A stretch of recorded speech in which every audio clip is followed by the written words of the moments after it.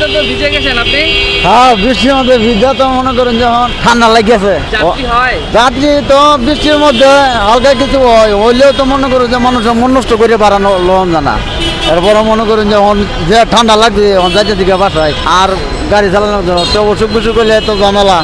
এই 8টা বাজে বাড়িয়েছি, 8টা বাজে বাড়িয়েছি চালাতে দিয়ে মনে করেন যে জমা আছে 300 টাকা 400 টাকা জমা নিজে পকেট খরচ পরে হয়েছে, সংসারে খরচ অনেক বয়ে বাড়ি লাগে বড়ি বয়ে দেওয়া হয়েছে। এখন বাড়ি কোথায়? আমার ময়মনসিং। ছেলে মেয়ে কয়জন আপনার? 2 ছেলে আল্লাহর মাঝে সাথ পড়তেছে। উপর আল্লাহর ইচ্ছা, এখন সব সমান হইলে তো দিন চলতো না।